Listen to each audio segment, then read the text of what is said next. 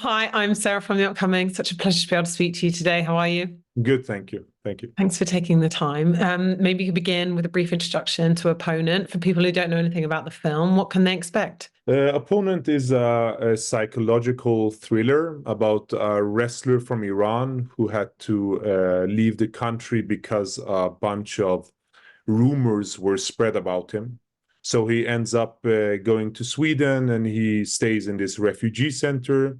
But all these rumors suddenly catch up to him, and we realize that maybe what he said and what the truth is two different things. And it's such a wonderfully complex drama, and very much rooted in these characters and this very specific place. And I know some of that must be born out of your own background, where you're from, and also where you've grown up in Scandinavia. Maybe you can talk a little bit about the genesis of the project and what gave you the germ of the idea. Was it the character? Was it the setting? Where did you begin? I mean, I began kind of digging up old memories of myself coming to Sweden in the end of the 80s.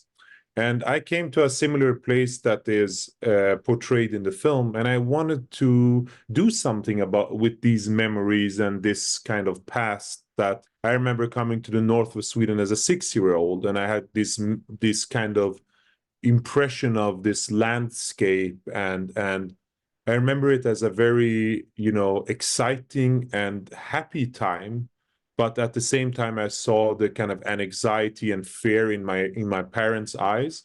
And I wanted to do something about that. So that's where the story began. And then it kind of started to shape to this character-driven film about this man who's very much rooted in Iran. And then so it's kind of like it grew out of the exploration of my own past, but also an exploration of identity and what it means to come from a country like Iran. That's a kind of it's a dictatorship. It's a structure that kind of oppresses how people think, and putting that type of character in a refugee center where he's struggling to get freedom, but can he get his inner freedom? I thought those things were interesting.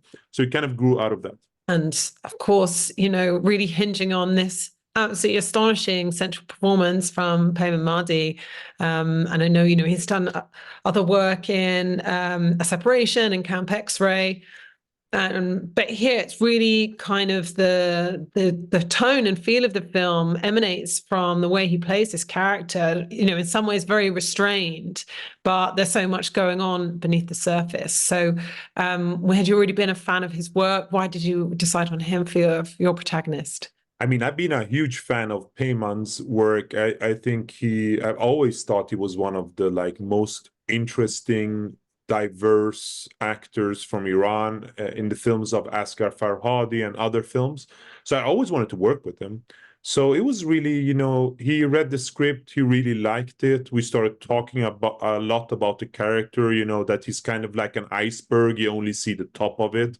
Everything else is kind of hidden below the surface.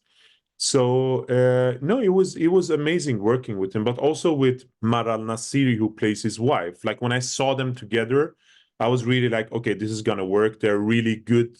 They were, she could stand her own against him because Payman is such a powerful actor. So no, I mean, it was super cool working with Payman. And in terms of, some of the scenes portrayed, we have this kind of silence that's often kind of over the film, and then these bursts of action, whether it's the wrestling or the intimate scenes in the shower or flashes of violence. What were some of the most difficult moments to film, or what were some of the highlights on the set? Some of the most difficult things were the wrestling scenes because we shot the film during the COVID pandemic. So it was so many factors that were difficult, getting the virus, the whole nature of wrestling, or, you have to be very close to each other. It's kind of a very physical thing. So we knew that would be a challenge. And I was also afraid because Payman and some of the other actors, they'd really prepared themselves, then gained muscle. They trained in the wrestling. but I was always afraid they're gonna break an arm or something. And those days were most nervous. But I mean, what I remember a lot is the filming the extras that were real refugees. I mean, all the extras in the film are real refugees. And I just remember having this very strong feeling of almost like a meta thing. Like I'm here, I've gone through what they have gone through, and I'm portraying it with like the real actors. So it was very, very strong.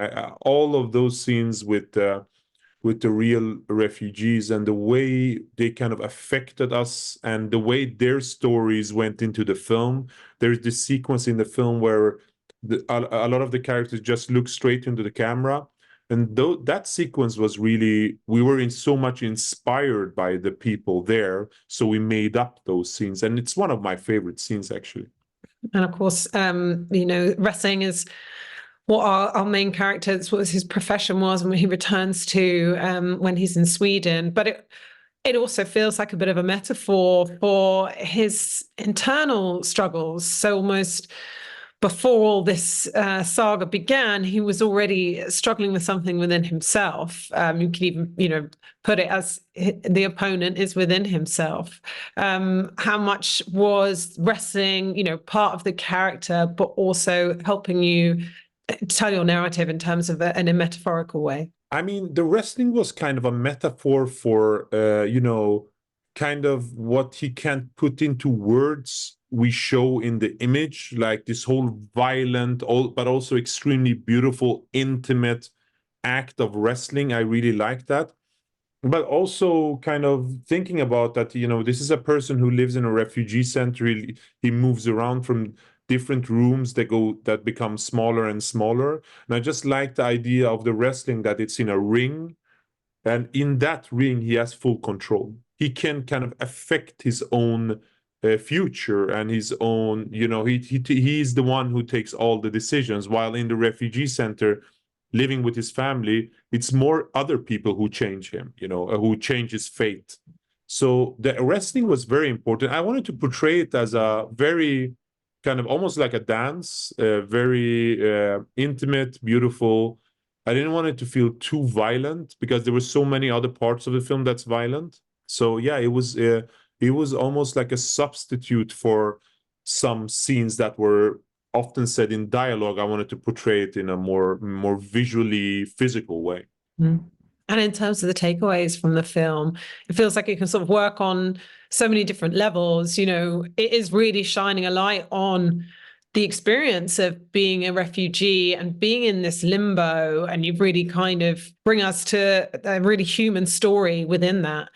But then there's also this whole other element, which is about, silence versus expression, being able to be who you want, your identity, masculinity. So it's not only dealing with the idea of being a refugee, but lots of other aspects as well. Yeah, I mean, it's important because I think that the whole idea of inner freedom, of being whoever you want to be, and it was it was like the core element of the story for the character, because he as you're saying, his biggest opponent is himself, and he has extremely difficulties fighting with that and kind of being true to himself and saying things that he really mean, and finding who he really wants to be.